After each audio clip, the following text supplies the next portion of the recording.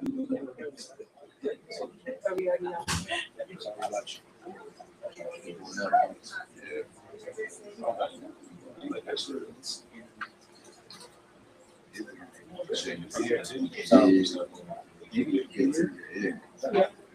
so that way you have some time.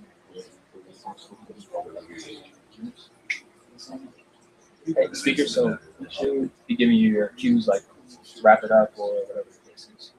She'll be stationary.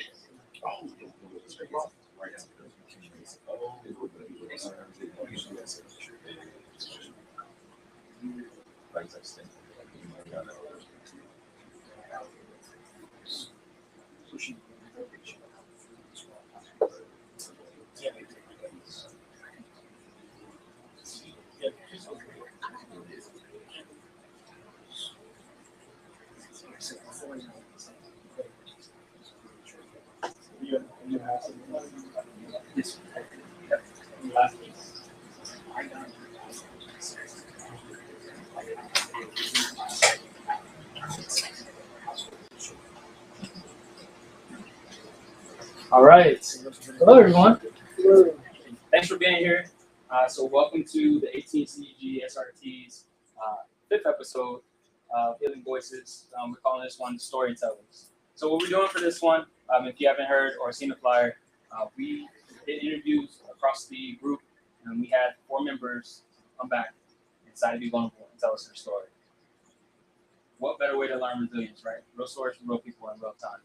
So what we're doing today, before we get started, I want to let you know some house rules, right? So this is the building itself is inherently a safe environment, right, from the elements outside. But inside, the only way we can make this a safe place is we're all willing to be vulnerable. And the 3 right here and the 4th individual here are the first people to be vulnerable that came to us and said they wanted to share their story. So what I ask is that we all open our minds, open our hearts, and be vulnerable back so we can help protect the space and also make it a safe space. The other thing I have for you is trigger warnings. So the lesson, the story that you hear today, will go over, I mentioned some suicidal ideations, I mentioned some substance abuse, I mentioned abuse, period, violence, and also death will be mentioned today. With that being said, if those things do trigger you or bother you, feel free to step up quietly. You can leave the room. But we also do have some professionals in the room that can help you out when it comes to those certain topics. Cool. All right. Are you ready for our first speaker? Yeah. I need a little more energy. Are we ready for the first speaker? All right. Cool. So our first speaker is from the 718 Civil Engineer Squadron. Yeah. I'm not going to talk too much because he has his story that he's going to share with us, the different experiences. But he's going to talk about how trauma does not have to define you. Everyone, please give it up for Bruce. Thank you, everybody. I brought some notes with me. So my name's Bruce. I'm with the 718 CES. I work in the environmental office. Before I came here, I was a volunteer firefighter and National Register Emergency Medical Technician Basic for 15 years in a volunteer fire department in rural Alabama. Learned a lot of life lessons, saw a lot of things, and I want to share that with you today. I'm going to tell you some stories. I've got some lessons, and then I am not a licensed clinical psychologist like we have here in the room, but I have some suggested coping and healing suggestions for body, mind, and soul. So I'm going to first talk about my training as a firefighter, then as an EMT. So we are required to go through the same firefighter training that the paid firefighters go through. We are exposed to the same hazards, fire, sharp objects, things that go boom and explode, all kinds of dangers in firefighting. We go through the same dangers as the paid firefighters do, but we do it for free. So it's always about safety first, of course. So I started off as just a basic firefighter, went through firefighting school, later became the training officer in the department, and then lastly, for the last 5 years, I was the assistant chief. So when you start moving up in leadership, you have to make some decisions that put lives at risk. So for me, our priorities for safety, it was life comes first, then property. So first comes the lives of our firefighters, right? They're the most important. Next is any civilian lives that we have at the scene. And then lastly, property. So in that order, never break that order. So some of the things we look at that could be immediately dangerous to life and health would be like propane tanks with fire nearby because you run into what they call a levee, a boiling liquid explosion hazard. These tanks can explode and do a lot of damage to people and property.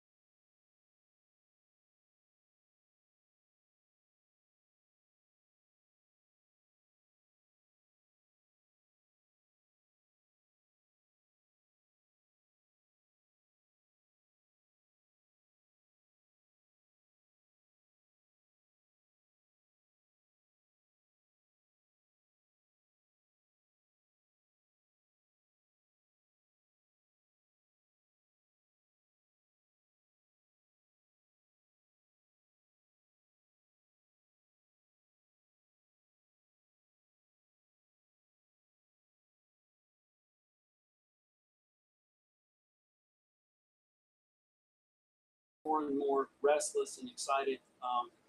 He eventually passes out. We call for an air ambulance. You call it medevac in the military. We set up a landing zone.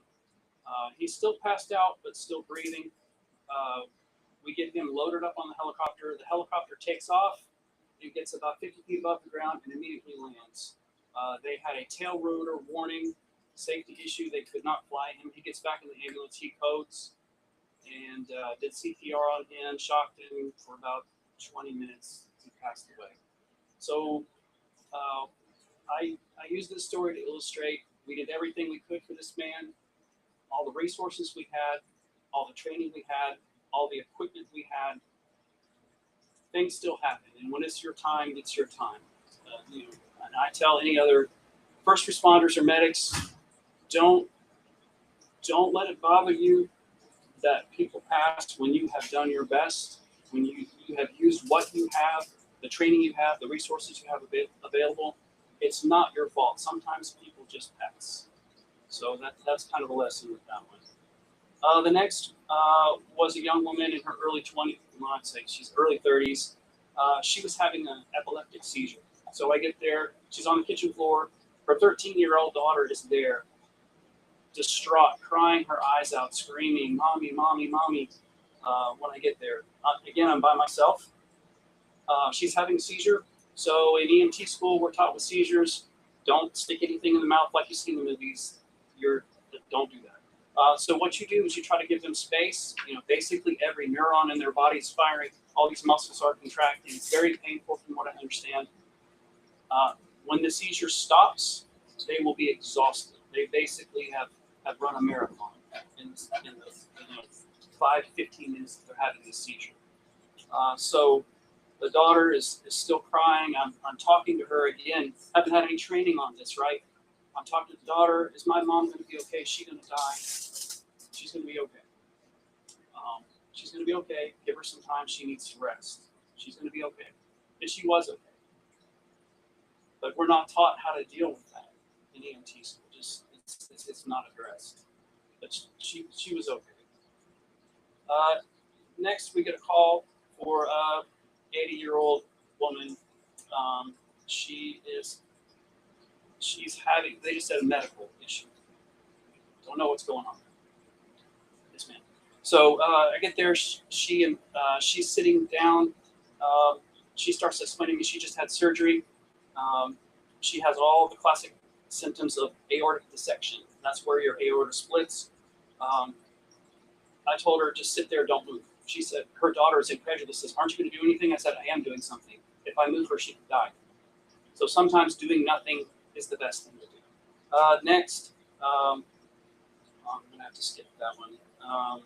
This is kind of good. So in my rounds at the ER, this gentleman comes in. He's been shooting his pistol in the backyard, and he has a .45 caliber shaped cut in his eye right here, where the bullet had ricocheted back and cut his eye.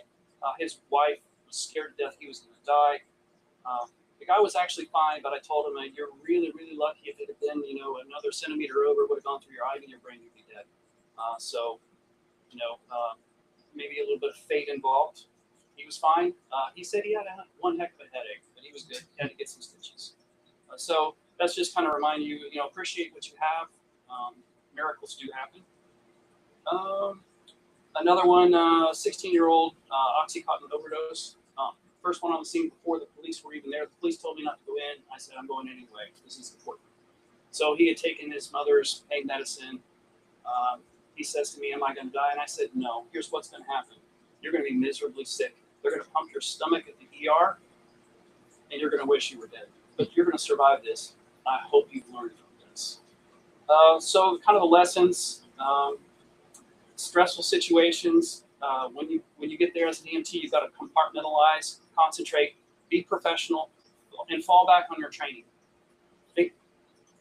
After a while, it kind of becomes automatic. You go back to your training, go back to the basics. Slow is smooth, smooth is fast. You can make mistakes if you try to rush through. Next, you can't save everyone or everything. You can do your best, but in the end, you can't always save everyone or everything. Next, I'd say never stop learning and share what you've learned with others. Next, this is kind of a stress management thing. So whatever's stressing you out, whether it's traffic or somebody that's annoying you, will that matter? Will that really matter in 5 minutes, 5 days, 5 months from now? Think about it.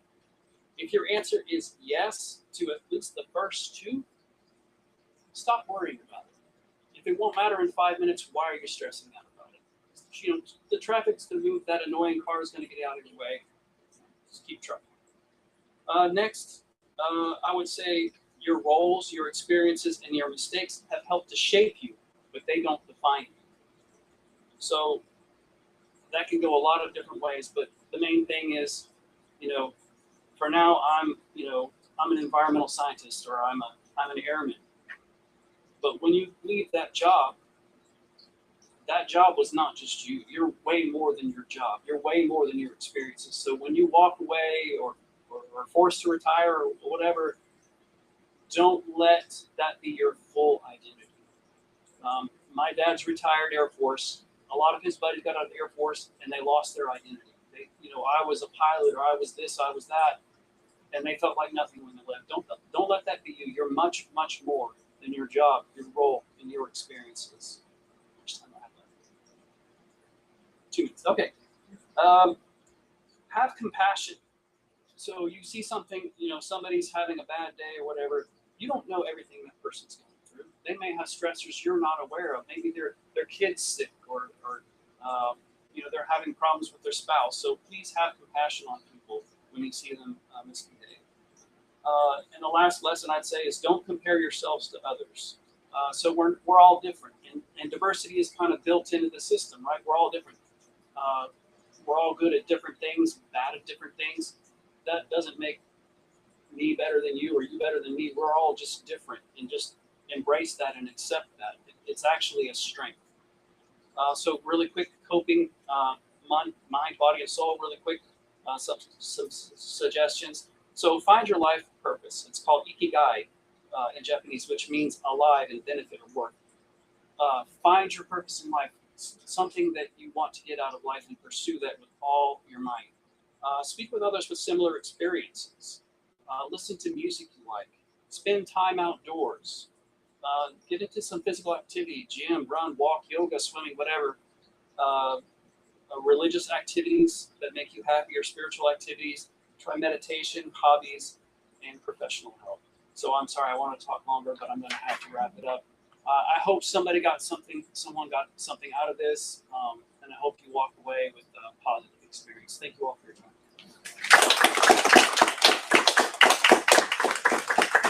All right, everyone. So Bruce talked a lot about how trauma doesn't have to define who you are, and sometimes you can make mistakes, but you're just not who you're supposed to be yet. So our next speaker is going to talk about that, the weight that they've learned to carry.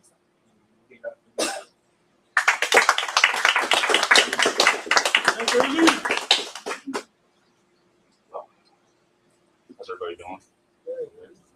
All right. I'm A1C Gabriel Fraley. I'm structured by trade, but I work for Criminal News in the Squadron right now. I've learned a lot over there. I guess I'll just start from the beginning. So my mom was in the military. She did 23 years in the Air Force. She was a 4N. So her job was always just about, helping people serve in the hospital. She met my dad when they were in tech school, and she had me when she was in California. That was her first duty station. My dad got kicked out of the military for fighting and drinking, so I tried not to go down that path. I tried to follow hers a little bit more. But I was born in California, Travis Air Force Base, so was my sister. And after that, we ended up moving to South Carolina, so I lived in Sumter for a few years as well. And during that time, especially once I got a little bit older, because I was probably around 7, 8, or 9 during those few years that we were there, is when I tried to, figure out like why it was just me, my sister, and my mom. And during that time, my dad found, another wife. He had got another family and stuff. And it kind of makes you think like, is that your fault? Is that someone else's fault? And you kind of try to learn how to cope with something like that as a child, because you don't really know anything yet. And I dealt with that for a little bit, and I learned how to cope a little bit more. But as time went on, my dad got addicted to drugs. So he was doing crack, meth, stuff like that. And it was noticeable because during some of those times I was there. And it's kind of strange to be, 9 years old and seeing your dad or your stepmom like high on crack or something like that. I don't really think any kid should go through something like that, but sometimes it's just the cards are dealt. But it kind of made me feel like some of that was kind of my fault in a way. So going through California, going through South Carolina, and then finally making my way to Misawa in Japan, that was our next base. That's when I finally started trying to figure out, what did I like, instead of always worrying about factors that I couldn't really control. And during that time, it was kind of hard to make friends. My mom's Black, my dad is white. He's from West Virginia, my mom's from North Carolina. So it's like two very different worlds. It's not the same. And during my time when I was younger in school and stuff, I never really had a lot of friends, especially when I would go back. My mom got deployed while we were in Misawa because we were there during the 2011 earthquake that had happened. So it was pretty big. And I went back home to stay with my grandparents, and I went to school there. And I couldn't make a lot of friends. I didn't look like everybody else. I didn't have the same background as everybody else. I couldn't really relate to anybody, so I never really had friends that I could say were actually friends during that time. And for a long time, it made me feel like that I couldn't really relate to anyone, at least my age. So I kind of stuck to myself. And during the time when I was in Misawa, especially towards the end, I started trying to play sports and stuff. So I tried to find different ways to be a part of something that wasn't just, playing video games by yourself or going on walks by yourself or just doing anything by yourself. You need a little bit of human interaction in your life. And I started to play basketball. I was terrible at basketball at first. I was horrible. And then during that time where I first started playing, I found a way to be passionate about something that took my mind off of everything, and that's all I worried about all the time. 100% of the time, it was just basketball. So once I left Japan, I finally moved to Ramstein and started middle school there. And that was when I made a promise to myself that no matter whatever's going on at home, family-wise, that I would try to be the best at anything that I did. And I chose basketball, and that's what I put all of my time towards, whether that was being at the gym an hour early for, morning practice, if our coach was there, or staying an hour after practice in the afternoon. I had to make sure, even if I wasn't the most skilled person on the team, I had to make sure that no one could outwork me in any way, shape, or form. And I made sure of that. And during that time, especially in high school, as you get a little bit older, you tend to think about things a little bit harder. And it was going back and thinking about my dad and my family and stuff and seeing how things would go by and how the time went by. I always had to ask the question, why isn't what I do enough for somebody that I look up to, even if I don't really know them that well? And it kind of eats you up a little bit because you can never really get a straight answer, especially when you don't really know the whole story. And for me, it was something that I held really deeply, and I started to kind of despise my dad a lot. Sometimes he'd forget my birthday. Sometimes he wouldn't remember that either. So it was just certain things kind of led to me, I want to say hate, but you tend not to like that type of person. And I used that as fuel for my passions, and it worked out pretty well for me. I ended up being Dodd's All-European first team. I was the MVP for my team. If I had to say, I was one of the best players that ever came out of Ramstein. You can Google that if you want to. But I was pretty good. And finally, once I got to my senior year, I had to make a decision on, whether or not I was going to keep playing basketball or just go to school, get a job. I knew I didn't want to join the Air Force. I was not going to do that. I was against that wholeheartedly. My mom tried, but I wasn't going for it. And I finally was just like, I want to keep playing basketball. And I made that transition, and my first community college was in Maine, so I was in New England. And it's different being an athlete, I know some people can relate to that when you go from one thing and go to another thing, that the transition might not always be what you think it is. Going from high school to college, it's kind of like the real world, so you don't really know what to expect. And I got there and I realized that, everyone's either just as good as you, if not better than you, and everyone wants to play. So basketball was always competitive, but it got to another degree at that point.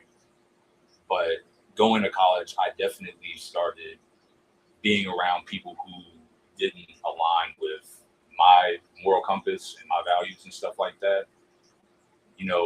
People doing drugs, or people, committing crimes, or doing something that you try to stay away from, because you learn from people who are close to you, their past experiences and their setbacks and stuff. And during that time, I think that a lot of it rubbed off on me in the wrong ways.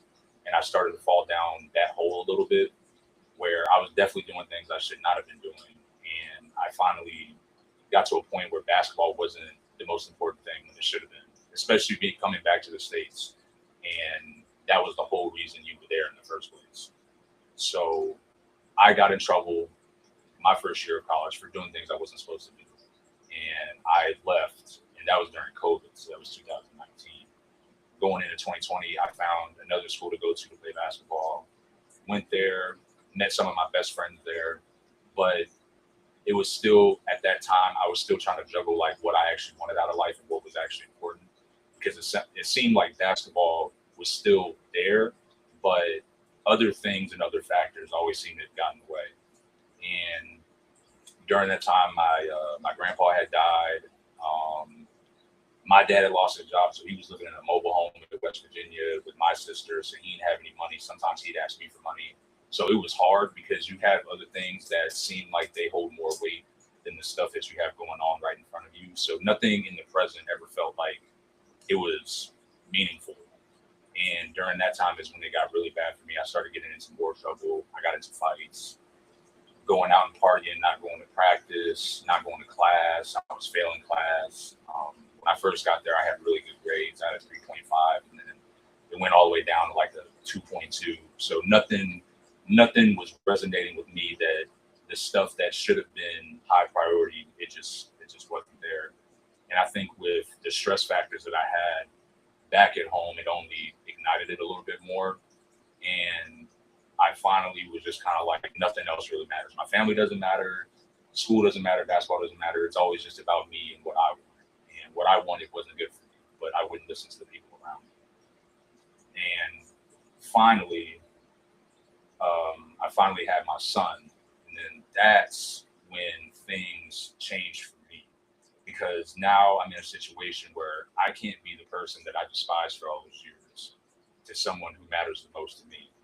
And I had to really adjust and really look at myself in the mirror and figure out, like, what are you going to do and how are you going to be different?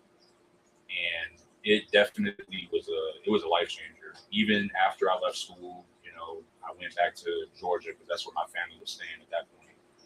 And I was doing odd-end jobs. Like, I worked at UPS, I worked at Jimmy John's all at the same time. I worked at FedEx warehouse, going in at 4 a.m. and leaving at 10, throwing boxes on trucks and stuff.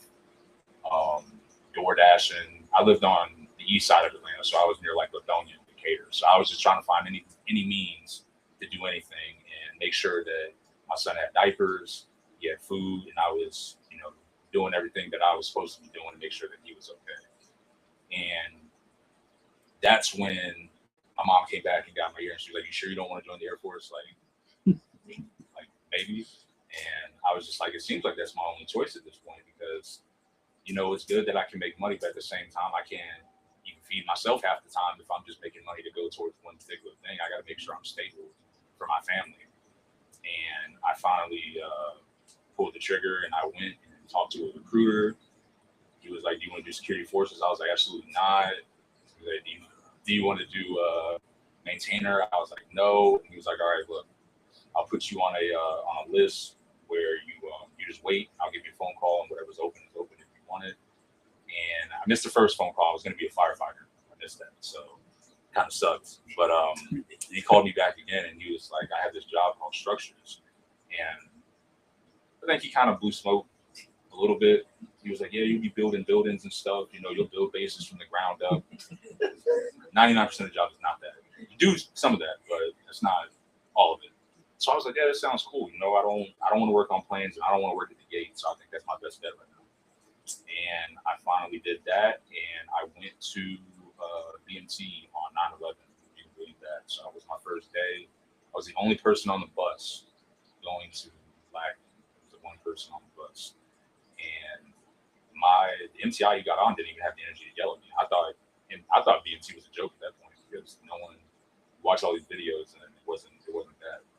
But I finally went through all of that. I got through BMT. I got through tech school. I was 4th highest grade or 5th highest grade in my class for that, and finally made it here. And I think now, being in the position that I'm in, after all of that, that I can let go of a lot of that hostility and resentment that I held for my dad and for myself, because I did a lot of things that I shouldn't have, and I was really hard on myself.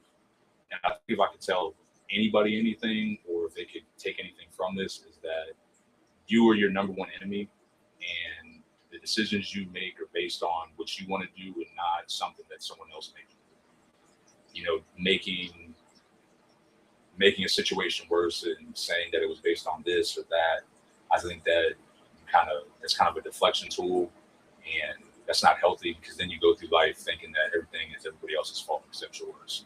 So I had to find a lot of responsibility in myself during that time and now to, you know, if I do something wrong, that's on me. I can take it on the chin and, you know, grow from that and be a better person from it. But it was definitely a step that I had to take that was a hard one, because for a long time it just didn't seem like I was ever going to get out of it. But now I'm here, and, you know, I think I'm doing decent for myself, hopefully.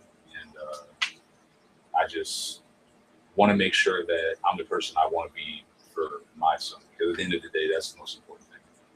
The Air Force is awesome, but I wouldn't be here if it wasn't for that reason. And I feel like everyone has to have a bigger reason to do something than just themselves, because that's not going to ever be enough, especially if something's really important, at least in my opinion. But yeah, that's all I got.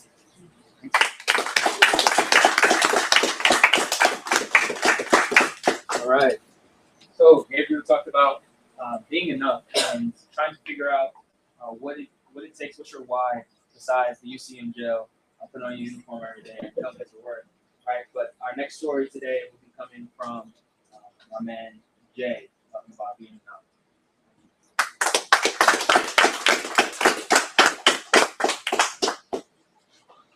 Hey everyone, I'm Jay. I'm 21 years old, been in the Air Force a little over 2 years now. I work with Power Pro. Yeah, so I guess I'm gonna kind of start at the beginning as well. I grew up kind of bouncing around between different family members. I living with my mom, my dad, my grandparents, my aunt, different stepfather, stepmother, like I was just all over the place. And I had to learn to adapt pretty early on, because I was just lived in inconsistency. Never really knew where I was going to be going or where I was going to be living. It was hard to kind of make friends whenever I was like, I'm probably going to be gone in 6 months or a year. So yeah, I think in an effort to try to like fit in, I started drinking at the age of like 12. And at that age, like 12 to like 16, 17, is very like gray for me. Like I don't really know the exact age I was for a lot of things, but I know that pretty early on is when I had my first drink. That definitely impacted me in a way where I didn't figure this out till I was 17 or 18, but I had pretty severe ADHD, and I'm never focused on anything. I was always worried. I always had like this anxiety. I was always trying to fit in. I was always trying to just be something I wasn't a lot of the time.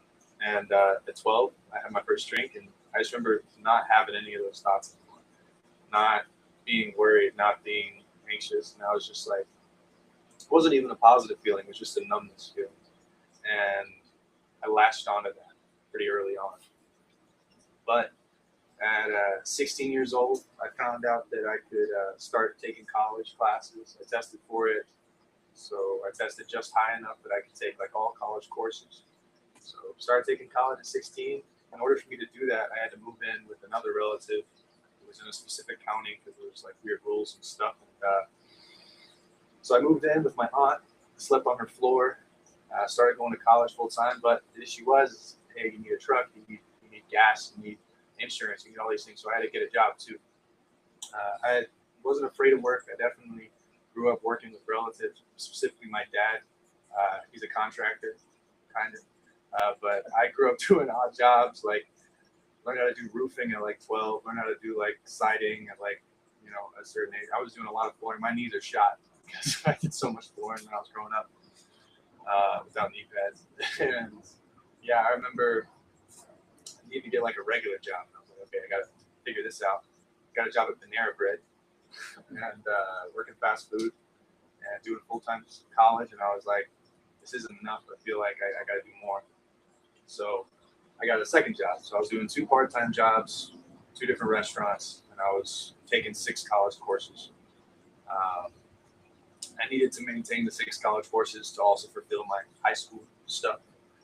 And I was like, all right, if I knock out this school, if I, do good at this job, and if I do good at this job, if I get promoted, if I do these things, and I succeed at school, and like eventually, there's this goalpost in my head where like if I reach this goalpost, if I graduate, if I get my degree before I'm 18, if I do this thing, then it'll be enough. Like I had this just false assumption, and I was trying to prove something to everyone who I lived with, and to my father, to myself, really. And I thought that if I did all of these things, that I would do that. At around 16, and I also found out about the military. One of my mom's boyfriends told me about it, and he was like prior Army. And the idea, because I've got this ADHD brain, I was like, I need like structure. I was like, I'm all over the place. I want to do all these different things, and I don't know. The idea of things not being the same day to day like makes me go crazy. And he started talking about the military. It's like, yeah, there's a structure. You show up day in, you just do your job, and like everyone's forced to be organized. Everyone's forced to be structural. So I thought, like, joining the military, everything was just going to be textbook and just very straightforward.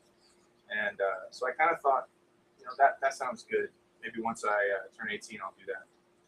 And then I heard about special warfare. So this head of mine where I'm like, all right, I need to be the best. I need to do the best. Then I'll prove myself. Then I'll be enough. I heard about special warfare. And first it was with Marines. I started talking to Marine recruiter at like 17, looking at MARSOC eventually. And then I actually depped in with the Navy and got a BUDS contract. And I was like, all right, this is going to be it. I have 1 year left of college, working 2 jobs, and then I got I'm training for this BUDS thing. And I was like, yeah, once I do all these things, all the things will fall into row, and then it'll be perfect. And I met my wife. And that was when I was like, I started to realize that all these things I'm placing my value in, my worth in, and things that I can do, and things that I can prove, like none of that mattered when I had someone that like I loved and that loved me like unconditionally. At the time, I didn't know that fully because we'd only been dating like 6 months. And but yeah, I started to kind of feel like a little off because my reasoning for doing all these things was based on me centered, or like my father, like proving him wrong, all these things. I was about to ship out for the Navy, and like I want to say June, and I failed a class because I started to get burnt out. I was doing school, I was doing all this work, I was doing all these things. It was just too much, and it was hard. I couldn't realize. Everyone was telling me like, dude, you're doing a great job. Like, just lay it off. Like maybe like cut out one of the jobs. Like do whatever. One job was enough for me to pay everything I needed to. But I was like, no, it's not enough. I need to do more.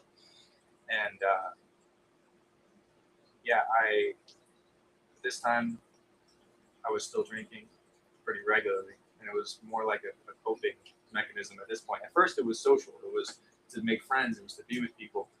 But then it became I'm working like 50 hours a week and I got 6 classes I got to do. And it's like, I don't know how to decompress anymore. I don't know how to relax anymore. So after I got off work at like 9, 10 p.m., that's like the first thing I do is I have a drink. This is right before me. And then I met my wife and stopped drinking as much. And then it was like, all right, now I have to actually deal with my problems.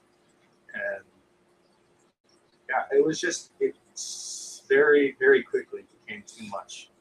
But I was like, I'm still not doing enough. I still haven't reached the goalpost, but I'm not doing enough. How does that match? It doesn't make sense. So, yeah, I remember my aunt kind of like dragged me to church one day.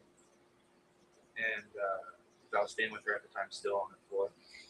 And she was like, yeah, just come with me. And I remember going, and like at the end of church, there's like this thing, at least the one I was going to, where at the end they're like, hey, if anyone wants to come up to the stage and like, you know, kneel and like, you know, kind of pray or kind of just let, you know, God like almost like just overcome you in a way. And there's always that opportunity at the end of every service. And I was always like, that's kind of weird. I was like, I don't think I want to take part of that. And I just like, you know, seeing people walk, and I was just like, wow, that takes a lot of vulnerability. That takes a lot of courage. But also, like, I would never do that before. And something about that day, his work was just getting hard. I wasn't like getting recognized for like extra hours I was putting in. I wasn't getting the recognition.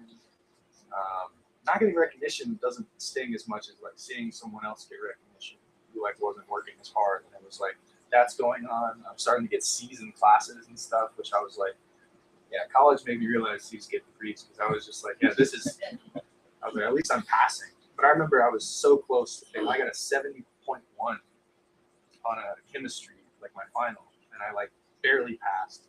And I was like, this is, I'm just crumbling. Like, all this anxiety was just overcoming me. And sitting in service, and they offered to like, hey, come up in the service. And I was like, something about it I did, and I bawled my eyes out. And I've only cried maybe like 5 times in like 15 years. And I just remember being at the bottom of that stage and just like crying, because I was like, I can't do this anymore. I can't. Like struggling growing up with like around that same time period, like suicide ideations, like I had like calling like the suicide hotlines and stuff, like drinking, like just substance abuse, like all these things that define me. And I was like, all right, if I do enough, I'll prove myself. But then on the inside, I was just super worried that if someone knew the real me, if someone knew all this broken, like parts of me, all these broken parts of me, then they would know that I'm not enough, just like I know that.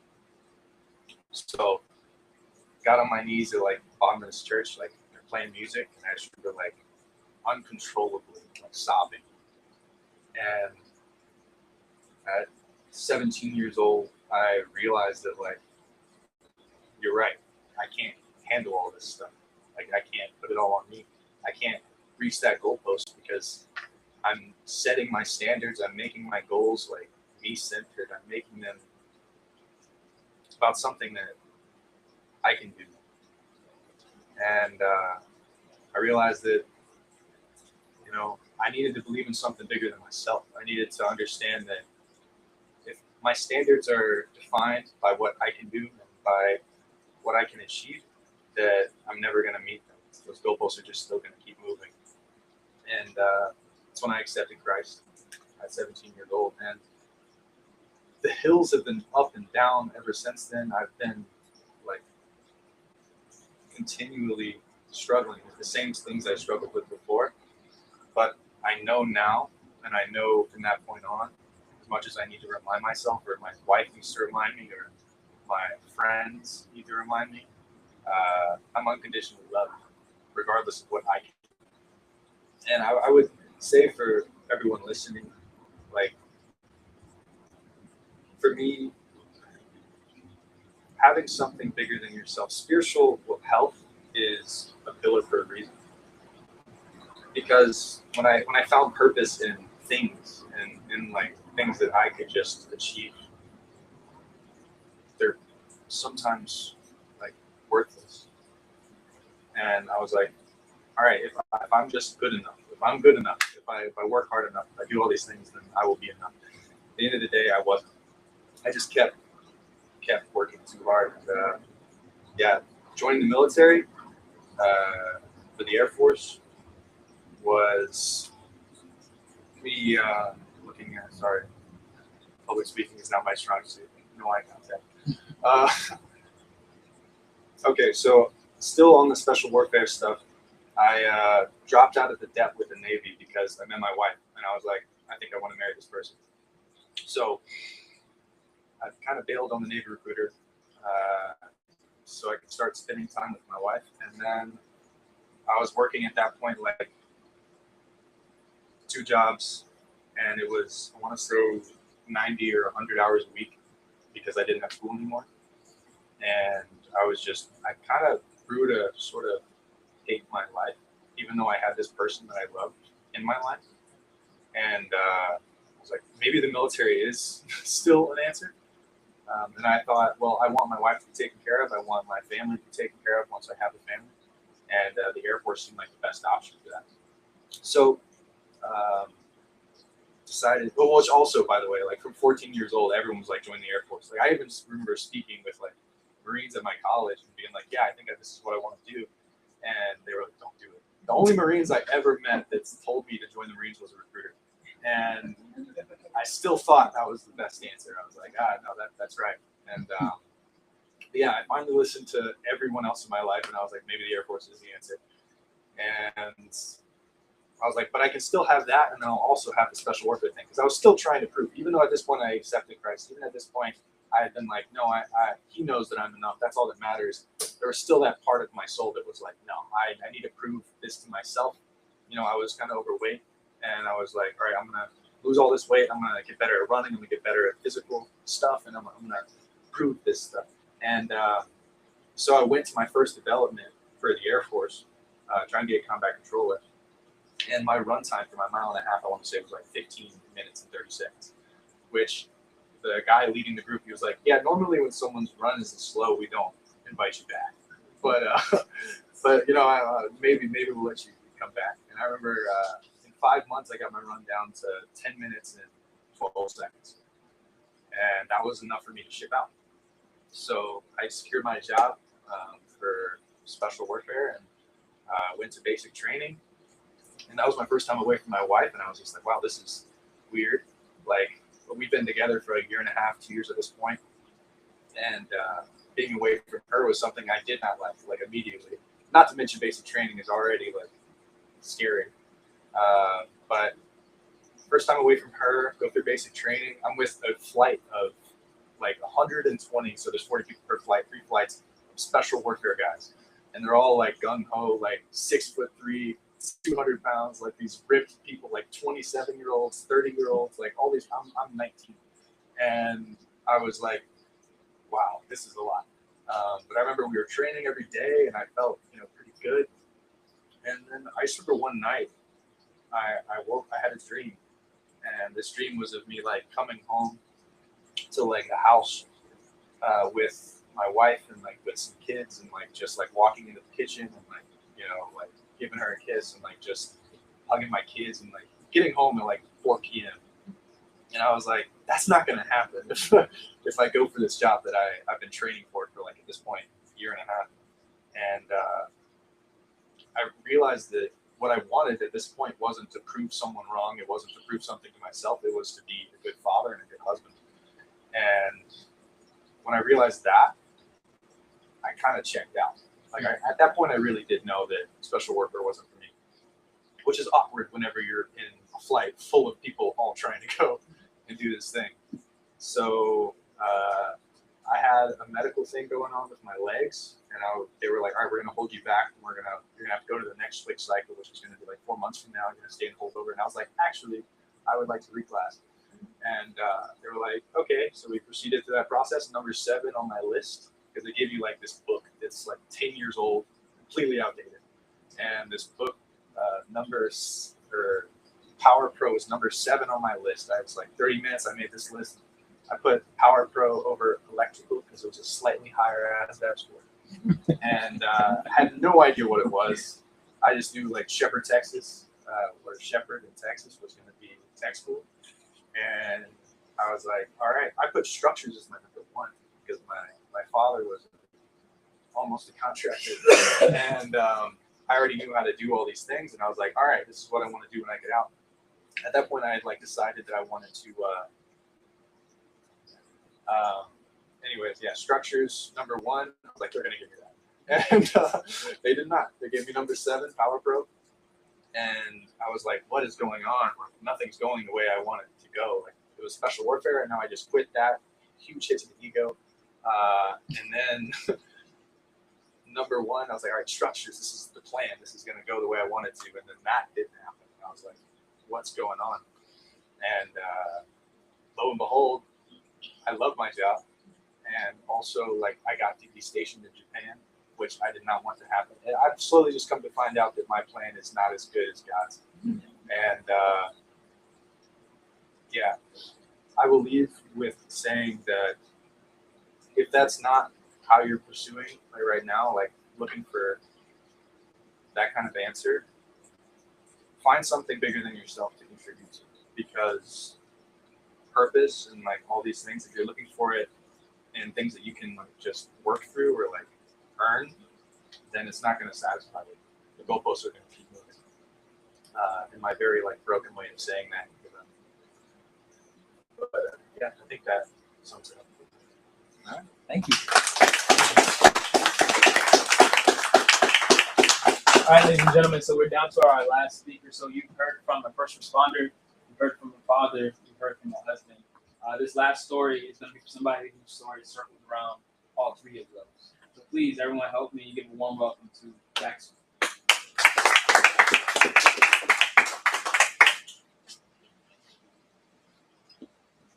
Good afternoon, my name is Daxel. You can call me Dax. I have some notes here because I don't want to get lost what I'm going to say. So I was in my 20s. So I was working like long hours in Kmart for years.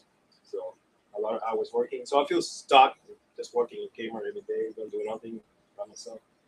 So one day I asked my father, they had some advice for me, like, oh, what you can do? And they just try to find just your way, study something. So because he was my hero at the time. So he was a paramedic for 30 years. So I just decided to study to be paramedic like him. Responder.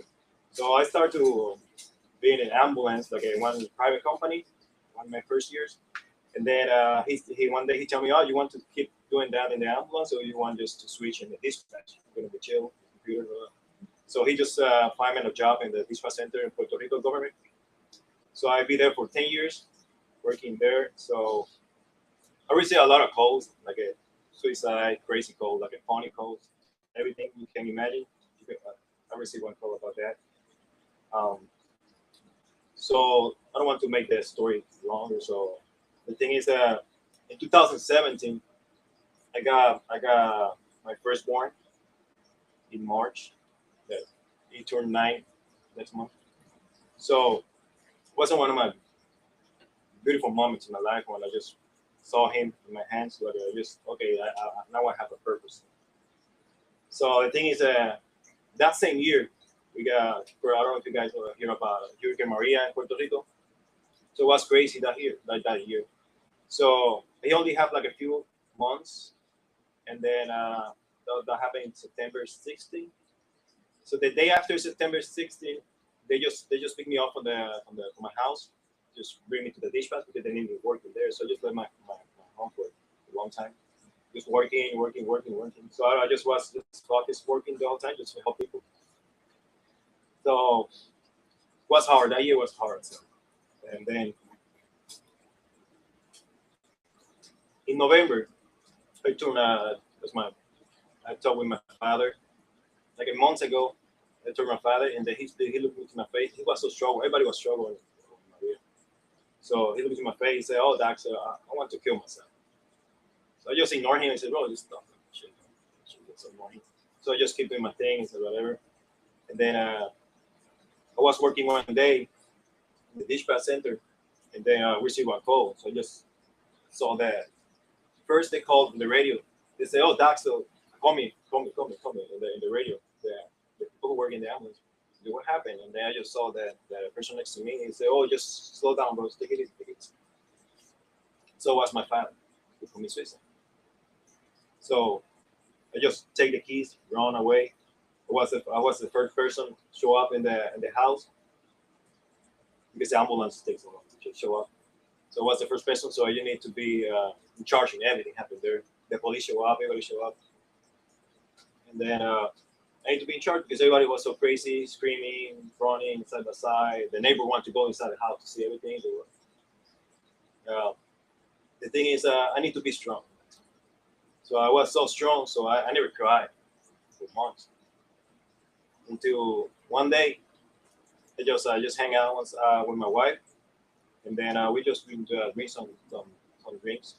And I was so drunk, so I just remember that day when he told me he wanted to commit suicide. I don't do it, so I feel guilty about that. I feel like, oh, I can't do something about that. I never do anything. And then that's when everything started. So I started drinking until I just pass out every day. I just they supposed to, and this part is supposed to take me away from the job and then just send me to find help. But they never do that. They just stay working. So I just finished the work. I do night shift. So I just left the job at 6 a.m. So I just go straight to my house, start drinking until 12 p.m. and then get so drunk and pass out in the bathroom until my wife just come to the house and say, "What, bro? You need to take care of the kids here." So until one day, I was sit down on the floor with my son playing and watching cartoons. And then I noticed he's follow every move I make. Like if I just sit down that way, he just follow everything. And then I just think myself, bro, he follow you. He just follow your steps. So you need to change, not because of you, because of them. And then I started to read books. I tried to for myself try to find help. I tell the people from the government they need to take me off from the job and they find to help for me. So they just do it. So I just was out for almost 1 year, just try to help because I only just think about drink the whole time. Because I want to just don't remember it. The thing is, after months of that, I just quit my job, and then I tell my wife I'm gonna join the military. So I joined the military. So I started to study for the ASVAB because for a long time I don't study anything. I also study the ASVAB. I got a great score in the ASVAB, so I joined the Air Force. So here I am. So I don't know. Hey, it's good. Appreciate it. I'm good for that.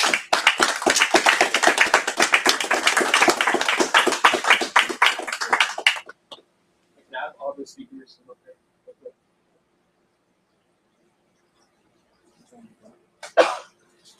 Yeah, can we give it up one last time for all of our speakers?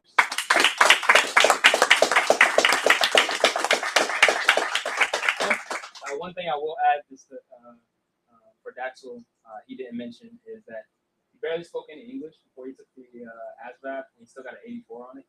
And he told me a story that he was getting yelled at by the MTIs. He was like, "Yo, yes, sir," and the other Puerto Ricans on the flight like, "Hey, do you know what he just said?" Not at all. So I had to give you your flowers for that because I had to commend the fact that you had to dive deep to change your life. So these three gentlemen and Mr. Bruce, we had to leave. I just want to say I appreciate you guys being vulnerable, telling your story, especially being active duty. It's really hard. We're typically known as the people that just keep trucking, keep moving and going. And each of you told about, hey, like you hit a wall, you got to take a step back, reflect, and figure out what's important and how to move forward. And you didn't you didn't become a product of your environment. And I really appreciate you guys sharing that with everybody here today. Everybody tuned in and who's going to watch in the future. I really appreciate you guys. So please, one more time, give it up for them.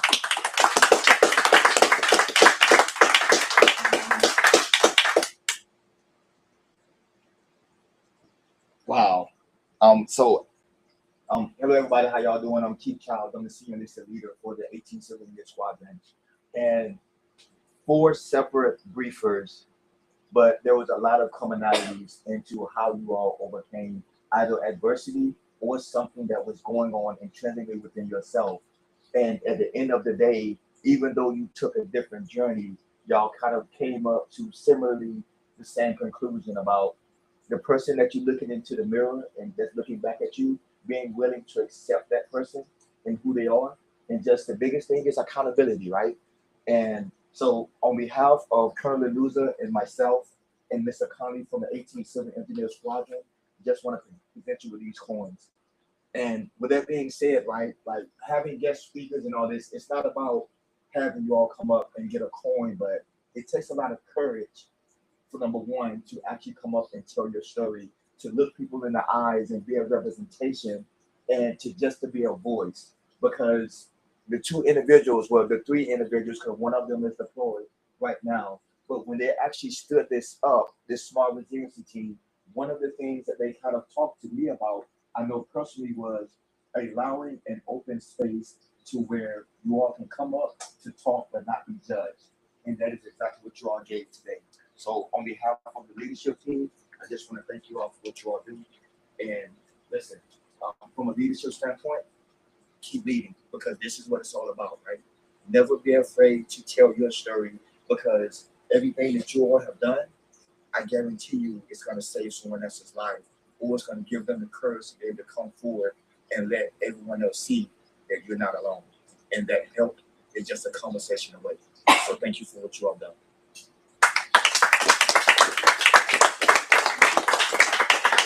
All right, everyone. So that concludes today's episode. Thank you for tuning in. Thank you for showing up and showing love. We'll have another episode next month. Be a different topic. But again, if you see our storytellers, please talk to them. We'll be sitting around just to break down a little bit. And thank you, Lachi, for your closing remarks. Yeah, that's all I got.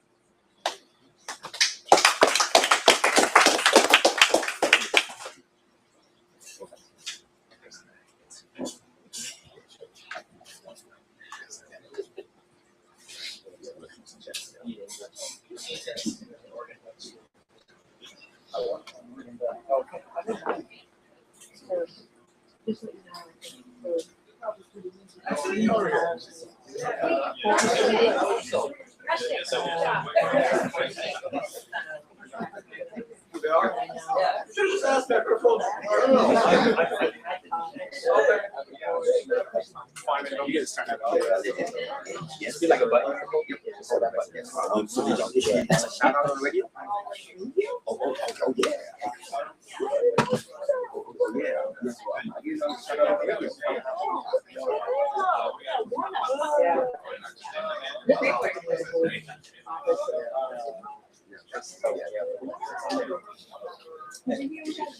I just heard it. It was like right after PT. I heard it. I didn't have the radio. So. I gotta run to Me too.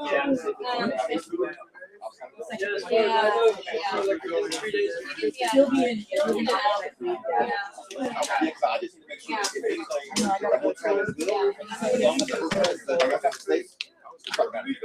Oh, yeah. So,